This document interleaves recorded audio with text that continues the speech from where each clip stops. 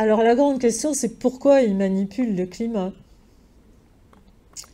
Alors en fait, moi j'ai commencé cette enquête le jour où j'ai eu en main un brevet de Monsanto qui date de 2009, où Monsanto a breveté en 2009 toute une série de plantes et de légumes qui étaient résistantes à l'aluminium.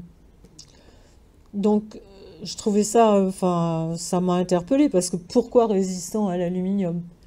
Pourquoi pas à l'eau de Javel ou au bicarbonate de soude ou à autre chose, quoi. Si ce n'est que sachant, comme d'habitude, Monsanto, sachant qu'ils épandaient de l'aluminium, ils savaient que les trois quarts des plantes allaient crever, sauf celles qui contenaient, qui étaient résistantes à l'aluminium. Comme ils ont fait, même chose qu'ils ont fait pour le Roundup Ready, qui tuait toutes les plantes, sauf celles qui contenaient le gène qui contenait le pesticide. En fait, c'est un peu la même façon de procéder, quoi.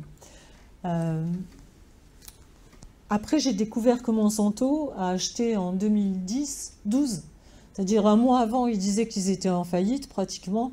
Il faut savoir que Monsanto, ils sont partis de l'agent orange, etc., du DDT. Quand on les a trop montrés du doigt, ils ont vendu leur département chimique à Pfizer et ils se sont refait une virginité en disant qu'ils allaient s'occuper de l'agriculture. Et, euh, et, euh, et en fait, à ce moment-là, ils nous ont balancé les OGM, le Roundup, enfin tous les pesticides qui ont complètement plombé la planète. Donc en fait, c'était pas étonnant qu'ils veuillent soi-disant là déposer le bilan pour passer à autre chose. Et surprise, en fait, le 10 octobre 2012, ils ont racheté la première société de climatologie américaine.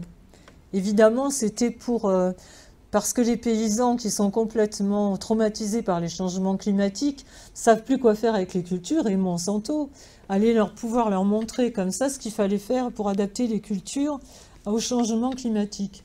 Sauf que c'est eux qui sont derrière les changements climatiques, quoi. Dans la foulée, j'ai aussi retrouvé une société de Rothschild qui a acheté, eux ont acheté la première société mondiale de cartographie météo. C'est-à-dire, pourquoi, on se demande, hein. C'est-à-dire qu'on fait tout ce que vous recevez comme carte météo, tout ce qu'on reçoit comme carte météo sur les télévisions du monde entier, sur les téléphones portables, sur le web, toute cette cartographie appartient à une seule société qui maintenant est entre les mains de Rothschild. Ce qui veut dire que c'est vachement pratique parce que maintenant, quand ils vont nous dire... Pendant des années, on a dit, ouais, mais la météo, ils disent n'importe quoi. Ce qu'ils disent n'arrive jamais. Je ne sais pas si vous avez remarqué, mais maintenant, ce qu'ils disent, ça arrive. C'est-à-dire que maintenant, ils peuvent falsifier les cartes avant, ou ils savent ce qu'ils vont faire dans 15 jours. Donc, ils peuvent préparer la carte qui va avec, ce qui fait qu'ils contrôlent absolument tout du début à la fin, quoi. Euh, comment? LLC Rothschild, je sais pas quoi, mais enfin, tous les liens sont à la fin du bouquin, donc, enfin non, à chaque page d'ailleurs du bouquin. Donc en fait, pour moi, ils ont un autre agenda, qui est évidemment le contrôle de la nourriture, la guerre économique, et aussi, est-ce que la Troisième Guerre mondiale ne serait pas météorologique? Nous enlever l'indépendance alimentaire, ça a toujours été le vieux rêve de Monsanto, Syngenta, Bayer, tous les semenciers chimiques. Par contre, qu'est-ce qu'on va pouvoir faire si le poison vient du ciel? C'est-à-dire que même si on n'est pas d'accord, on va bien être obligé de manger des OGM à un moment donné, ou en tout cas les fameuses plantes résistantes à l'aluminium, dont ils se partagent le marché joyeusement. En fait, c'est un monde complètement transgénique et synthétique dans lequel ils veulent nous mettre, c'est-à-dire qu'ils ont déjà le monopole des semences, le monopole de la reproduction animale, et maintenant, ils veulent nous empêcher de manger de la nourriture organique et de l'eau qui soit pas... parce qu'avec les chemtrails, l'eau va être polluée, enfin tout est pollué si on regarde.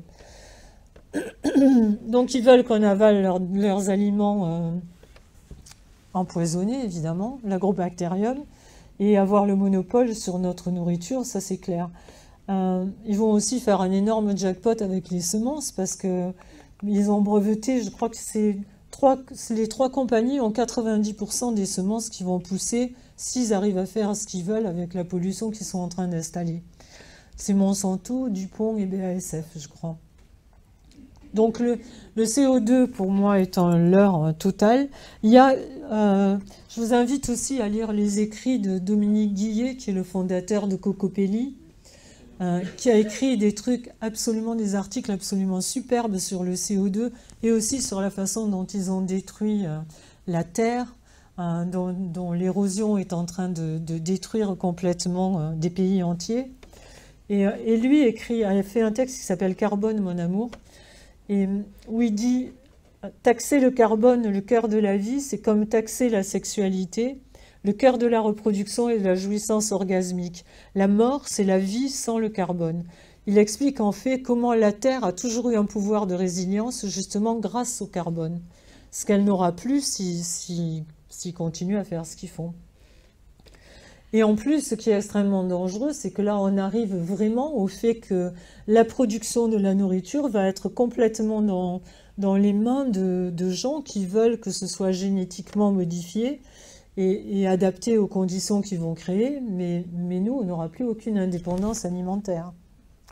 Si je peux, Claire, à ce niveau-là, juste dire que Cocopelli vend des graines et des semences interdites, non répertoriées. Enfin, c'est le moment d'acheter des graines. Parce que tous ceux qui en auront pourront perpétuer par la suite les graines et la vie. Donc ils sont à 90 000 € d'amende de vendre des graines interdites. N'hésitez pas, sur le site, vous pouvez y aller, en acheter. Ils sont dans tous les salons aussi, dans tous les salons, dans tous les salons bio. On a besoin de nous, on a vraiment besoin d'eux. Après, est-ce qu'il y aurait des guerres climatiques ? Alors là, c'est encore Zbigniew, c'est la Bible. Zbigniew, on trouve tout, c'est comme un l'ex-samaritaine, qui nous fournit le concept de guerre secrète. Parce qu'il explique qu'en fait, si les guerres sont secrètes, il explique qu'à partir du moment où il y a eu la télévision, ils sont obligés de dealer avec les émotions du public. Et que si les guerres étaient secrètes, on ne les embêterait pas, puisqu'on ne serait pas au courant. Donc il écrit vraiment dans le Between Two Ages en 70, le climat va devenir l'arme absolue pour mener les guerres secrètes, économiques ou militaires, avec un minimum de gens au courant, pour faire plier l'ennemi potentiel et l'obliger à accepter les exigences de l'Amérique. D'ailleurs, à l'époque, en 99, il y a eu le Parlement européen, c'est à l'époque inquiété du fait que la recherche militaire se serve de manipulation de l'environnement, comme d'une arme. Ils ont questionné les Américains. Il y a un député anglais dont je ne me souviens plus le nom, mais qui lui a insisté lourdement pour que les Américains acceptent de répondre. En fait, ils n'ont pas répondu, mais lui, il est tombé pour usage de cannabis et de vidéos porno à l'aéroport de Londres. Il s'est fait arrêter bêtement. Donc, l'enquête s'est arrêtée là, quoi. Alors, les guerres économiques, en fait, c'est quoi? C'est que, par exemple, d'ailleurs, on trouve plein d'écrits là-dessus. Par exemple, si le vin de Bordeaux est en concurrence avec des vins de Californie et qu'ils veulent faire monter le prix en bourse, il suffit de faire un orage de grêle bien centré sur les vignes en question et puis il n'y a plus de concurrence pour les vins californiens, quoi. Il y a aussi faire un orage ou des pluies diluviennes sur le fourrage, enfin sur les cultures qui vont servir de fourrage aux animaux, et dans ce cas-là, il faut ou sur les arbres fruitiers, ou sur les cultures, sur les légumes, etc. Et à partir de ce moment-là, on n'a plus rien, donc on est obligé d'importer, et ça permet aussi de spéculer en bourse. Il y a plusieurs pays qui ont déjà accusé les USA à l'ONU. Peut-on rapprocher ce fait par rapport aux nouvelles maladies des oliviers? Peut-être. Je ne sais pas, je n'ai pas regardé sur les oliviers, mais peut-être. Ouais, mais peut-être, je ne sais pas. Je n'ai pas regardé pour les oliviers, mais c'est plausible.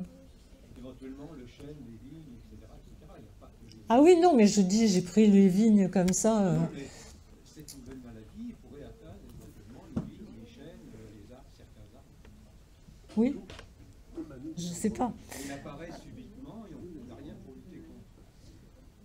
Ouais. Acheter du Roundup. Oui, il y a plusieurs pays qui ont déjà accusé les États-Unis de leur voler la pluie, de provoquer des ouragans. Il y a des écrits qui restent, enfin des retranscriptions des sessions à l'ONU.